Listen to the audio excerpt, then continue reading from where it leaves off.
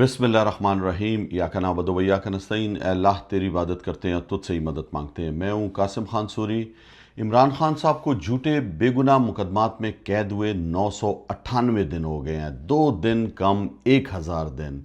और बुशरा बीबी को झूठे बेगुनाह मुकदमात में कैद हुए 734 दिन हो गए हैं।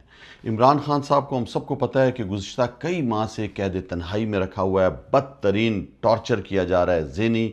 और 177 दिन हो गए हैं इमरान खान साहब को कैद तन्हाई में डाले हुए।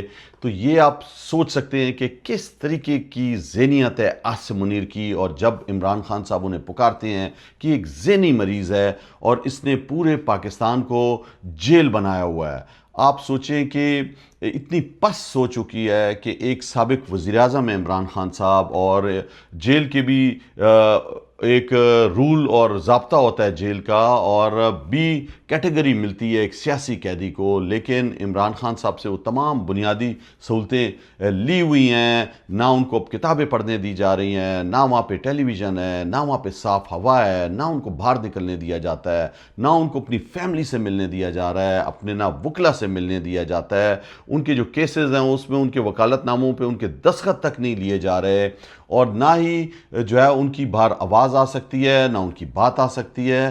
तो आप सोचें कि इमरान खान साहब को कैद तन्हाई में रख कर ये समझते हैं कि तोड़ लेंगे, इमरान खान को भी जरदारी और नवाज शरीफ बना देंगे कि वो कबूल कर ले आर्मी इस्टेब्लिशमेंट की बालादस्ती इस मुल्क के अंदर। तो इमरान खान साहब जो हौसले और हिम्मत का पहाड़ बने हुए हैं, जो इखलाकी कुव्वत के साथ और रूहानी कुव्वत के साथ 998 दिन जेल में गुजार बैठे हैं, और अभी भी वो कह रहे हैं कि मैं मर जाऊंगा लेकिन मैं आसिम मुनीर की, मतलब कि यजीद की बैत नहीं करूंगा और हक और सच के रास्ते पर, हुसैनियत के रास्ते पर चलूंगा।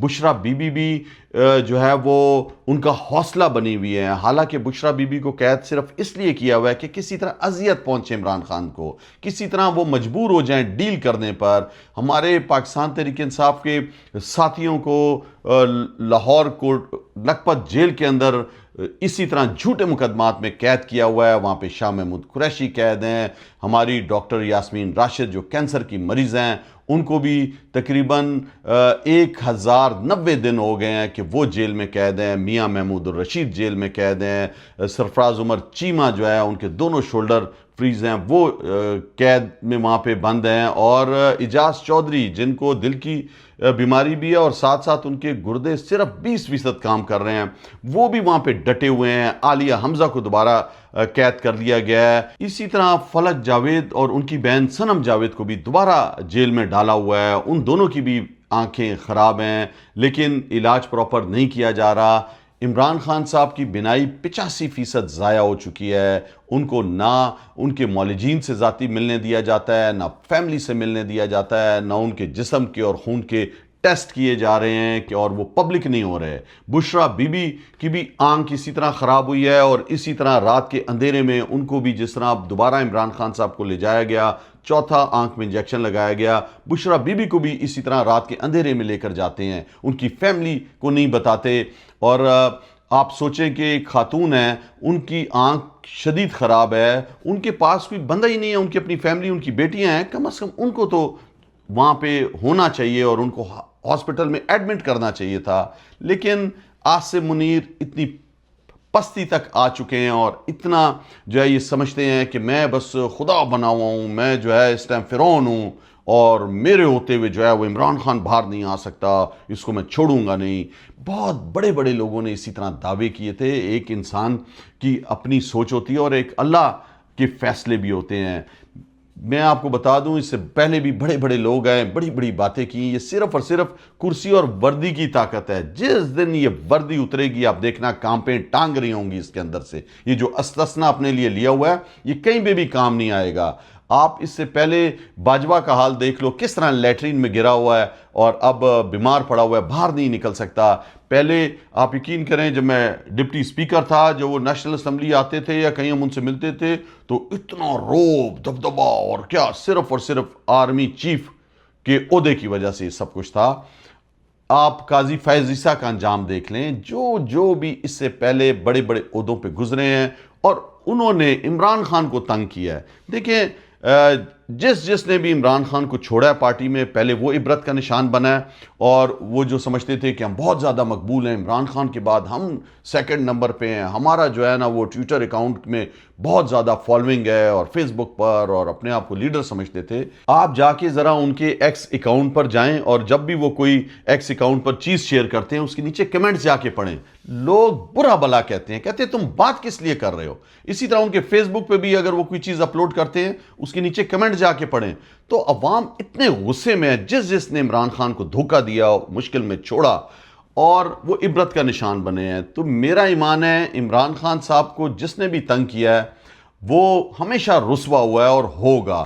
اور یہ جو آپ بیٹھے ہوئے ہیں اس ٹائم عقل کل بن کر اور اپنے آپ کو بہادر سمجھتے ہیں اور سمجھتے ہیں کہ میں ہی سب کچھ ہوں، ان کی بھی مین نکل جانی ہے. دیکھیں اللہ کے بعد عوام ہوتی ہے، اس کی مخلوق ہوتی ہے جو منتخب کرتی ہے کسی کو. تو پاکستان کی قوم نے عمران خان کو منتخب کیا، اور عمران خان جو مشکل کاٹ رہا ہے، اپنی عوام کے لیے مشکل کاٹ رہا ہے، جیل میں ہے، ڈیل نہیں کر رہے. کبھی انہیں لندن جانے کی آفر کی جاتی ہے، ابھی سنا ہے ترکی جانے کی آفر ہو رہی ہے، لیکن وہ نہیں مان رہے، اور وہ کہتے ہیں کہ میں قانون کا مقابلہ کروں گا، مجھ پہ جھوٹے مقدمات ہیں، میں عدالتوں سے انصاف لوں گا. عدالتیں تو آپ سب کے سامنے ہیں، 26ویں ترمیم اور 27ویں ترمیم کے بعد عدالتیں تو ختم ہو گئی ہیں. یہ جو عاصم لا جو ملک کے اندر لگا ہوا ہے، یہ تو جو لکھا ہوا دیتے ہیں وہ پڑھ دیتے ہیں ہمارے سارے ججز. اب آپ نے دیکھا ہے کہ ججز کی ٹرانسفر اور پوسٹنگ کی جا رہی ہے.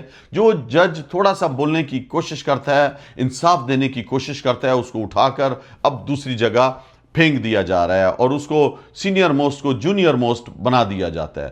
تو یہ تو کنٹرول پورا حاصل کیا ہوا ہے عدالتوں پر. لیکن عمران خان کیا کہتے ہیں؟ انہوں نے 30 سال پہلے جو جماعت بنائی اس کا نام ہی انصاف رکھا کہ انصاف کی تحریک ہے. تو اس لیے عمران خان صاحب ابھی بھی کہتے ہیں کہ نہیں، عدالتوں سے مجھے انصاف ملے گا، میں عدالتوں سے انصاف لوں گا، میں کسی سے انصاف کی بھیک نہیں مانگوں گا، ججز کو انصاف دینا پڑے گا.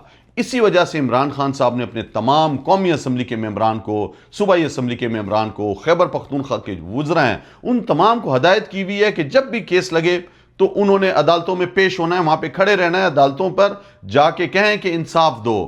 اب پھر عمران خان صاحب کا 190 ملین پاؤنڈ کا کیس جو ہے وہ کل لگ رہا ہے اسلام آباد ہائی کورٹ میں، اور عمران خان صاحب نے جو ہدایت دی ہوئی ہے کہ تمام لوگوں نے پہنچنا ہے. دیکھیں اڈیالہ جیل عمران خان صاحب کی بہنیں ہر منگل کے دن جاتی ہیں، اور ملاقات کا دن اسلام آباد ہائی کورٹ ہی نے طے کیا ہوا ہے کہ 2 دن جو ہے وہ ملاقات کے ہوں گے، منگل اور جمعرات. تو بہنیں ہر منگل کو جاتی ہیں، لوگ ان کے ساتھ جاتے ہیں. لیکن کیا کیا جاتا ہے؟ بہنوں کو کبھی اٹھا لیا جاتا ہے، چکری میں اندھیرے میں چھوڑ دیا جاتا ہے. وہاں پر جو کارکن یا لوگ آتے ہیں، پارٹی کے عہدیدار آتے ہیں، ان کو لائٹیں بند کر کے ان پر تشدد کیا جاتا ہے، کبھی واٹر شیل مارے جاتے ہیں، ان کی گاڑیاں توڑ دی جاتی ہیں، ان کو جو ہے وہاں سے اٹھا کے ان پہ جھوٹے مقدمات بنا کے انہیں قید کر دیا جاتا ہے. ہر منگل کے دن 40-50 بے گناہ لوگوں کو جو ہے وہ جھوٹے مقدمات میں ڈال کر جیلوں میں بند کر دیا جاتا ہے. اس کے باوجود لوگ آتے ہیں، اور یہ جو خوف کی فضا پورے پھیلائی ہوئی ہے انہوں نے، اور سمجھتے ہیں کہ جی ہم ایران اور امریکہ کے درمیان جو ہے وہ مذاکرات کروا رہے ہیں اور ہم چیمپئن بن گئے ہیں بہت بڑے. تم کس چیز کے چیمپئن بن رہے ہو؟ ملک کی اقتصادیات تباہ ہوتی جا رہی ہے. 4 سال پہلے ملک 6.2 جی ڈی پی ریٹ پہ تھا. پاکستان میں جو ہے وہ مہنگائی کا طوفان نہیں تھا، دہشت گردی نہیں تھی. اب آپ مجھے بتائیں کہ یہ سارے کے سارے جو ہے وہ جس طرف اس ملک کو لے کر جا رہا ہے عاصم منیر، یہ سمجھتا ہے کہ شاید امریکہ کی شاباش مل جائے گی تو میں بہت کامیاب ہو جاؤں گا. SIFC بنائی، ناکام، اربوں ڈالر آئیں گے پاکستان میں. آج ہم مجبور ہو جاتے ہیں، اگر کوئی اپنے جو پیسے رکھائے ہوئے انہوں نے وہ اگر ہم سے مانگتا ہے UAE، تو پھر ہمیں کسی اور ملک سعودی عرب سے پیسے مانگ کر جو ہے وہ دوسرے کو دینے پڑتے ہیں. ہمارے پاس اتنے پیسے ہی نہیں ہیں، ہمارے بینکوں میں جو ریزرو ہے وہ کم ہے، دوسرے ممالک سے مانگ کر ریزرو رکھنے پڑتے ہیں.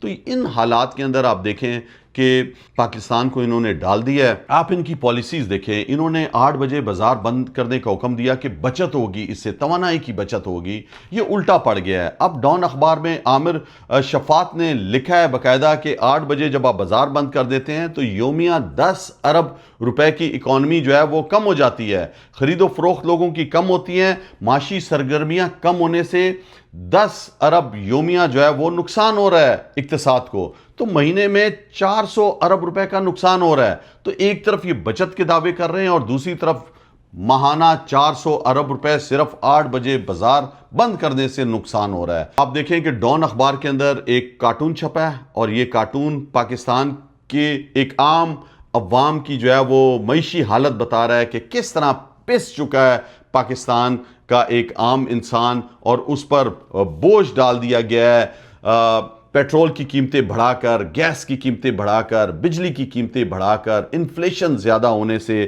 اور اس کے ساتھ ساتھ جو بینک جو اب سود لے رہے ہیں انہوں نے اپنا کائبر ریٹ بڑھا دیا ہے، اس کا بھی جو اس پر بوجھ پڑ رہا ہے۔ تو یہ جو ٹیکس انہوں نے زیادہ کر دیے ہیں، لیوی لگا دی ہے اور مختلف ٹیکسز لگا دیے ہیں، اس کے بوجھ سے عوام پس چکی ہے۔ یہ آپ ذرا کارٹون دیکھیں، یہ صحیح عکاسی کر رہی ہے پاکستانی عوام کی جو بوجھ ڈال دیا ہے عاصم منیر اور اس کے حواری، یہ جو فارم 47 کے جو جھوٹے اور ڈاکو آ کر مسلط ہوئے ہیں پاکستان پہ۔ میں آپ کو ایک گہرا اپنا تجزیہ پیش کر رہا ہوں کہ آپ دیکھیں کہ جب سے امریکہ اور ایران کی جنگ شروع ہوئی ہے تو پاکستان کے اندر فتنہ الہندوستان کا جو دعویٰ ہوتا تھا کہ اس نے اٹیک کر دیا ہے اور افغانستان کی طرف سے اٹیک آ رہا ہے، فتنۃ الخارج ہے یہاں پہ، تو یہ جو دن گزرے ہیں جب سے امریکہ اور ایران کی جنگ ہوئی ہے تو یہاں پہ تو کوئی اس طرح کی چیز سامنے نہیں آئی، کوئی دہشت گردی کا مسئلہ نہیں ہوا اس دوران، اور امریکہ کے درمیان جو ہے یہ بات چیت کرانے میں مصروف رہے اور تمام دنیا اس جنگ کو دیکھتی رہی اور اس جنگ سے متاثر بھی ہوتی رہی۔ تو اب جیسے ہی جنگ بندی شروع ہوئی ہے دوبارہ سے جو ہے وہ پاکستان نے افغانستان پر حملہ شروع کر دیا ہے اور وہاں پر کہا ہے کہ آپریشن غضب الحق شروع ہو رہا ہے۔ تو آپ مجھے بتائیں یہ جب تک ایران اور امریکہ کی جنگ تھی جب یہ درمیان میں کیوں کچھ نہیں ہو رہا تھا؟ تو یہ نیریٹو بیچتے ہیں، یہ اب دوبارہ سے آپ کو پتہ ہے معاشی حالات تباہ ہو چکی ہے پاکستان کی، پہلے کہہ رہے تھے کہ امریکہ اور ایران کی جنگ کی وجہ سے ہے، اب اپنے آپ کو پھر جنگ میں ڈال دیا افغانستان کی، اور نیو یارک ٹائمز نے باقاعدہ طور پر لکھا ہے کہ یو این کا جو دفتر ہے افغانستان میں اس نے باقاعدہ یہ بتایا ہے کہ اسد آباد کے اندر یونیورسٹی میں پاکستانی افواج نے حملہ کیا اور یونیورسٹی کو تباہ کیا ہے۔ تو آپ مجھے بتائیں کہ یہ کہاں پہ قانون میں لکھا ہے، کون سے جنگی جو ہے ضوابط ہیں کہ آپ دوسرے ملک کی یونیورسٹیز پر، اسکولوں پر حملہ کرو؟ اس سے پہلے بھی افغانستان کے اندر کابل میں جو نشیوں کا ہسپتال تھا اس کو نشانہ بنایا گیا۔ پاکستانی فوج ہمیشہ سے کہہ رہی ہے کہ ہم کبھی بھی جو ہے وہ صرف اور صرف اپنے اہداف جو ہے وہ فوجی اہداف رکھتے ہیں۔ تو یہ ظاہر کرتا ہے کہ پاکستان جو ہے اس ٹائم سمجھتا ہے کہ افغانستان بہت کمزور ہے اور میں بہت طاقتور ہوں۔ تو یہ طاقت کا نشہ ہم نے دیکھا کہ ایران کو بھی کمزور سمجھ کر اسرائیل اور امریکہ نے حملہ کیا، لیکن 44 دن جنگ ہونے کے باوجود کچھ حاصل نہیں کر سکا۔ اسی طرح اگر ہندوستان جو ہے وہ حملہ ہم پہ کرتا ہے تو آپ جواب دیتے ہو، لیکن جب ہندوستان نے پانی ہمارا بند کیا ہوا ہے تو آپ کیوں پانی نہیں کھلواتے؟ تو کہنے کا مطلب یہ ہے جس طرح اسرائیل سمجھتا ہے کہ لبنان پر وہ کمزور ہے، لبنان اس پہ حملے کرتا جاتا ہے اور وہاں پہ جو ہے وہ انسانی بحران پیدا کر دیا ہے، 12 لاکھ لوگ جو ہے وہ ہجرت پہ مجبور ہیں، سیم اسی طرح آج پاکستان افغانستان کے ساتھ کر رہا ہے اور اس پر حملہ آور ہو رہا ہے۔ وہ کمزور ملک ہے، کبھی بھی جو ہے وہ جنگ سے مسئلے حل نہیں ہوتے ہیں۔ آپ کو طالبان کے ساتھ جو بھی وہاں پہ رجیم ہے اس کے ساتھ بات چیت کرنی چاہیے۔ عمران خان صاحب نے ہمیشہ بات چیت پر زور دیا ہے، اور اتنی لمبی 2600 کلومیٹر لمبی ہمارا بارڈر ہے افغانستان اور پاکستان کا، دونوں طرف پشتون آباد ہیں۔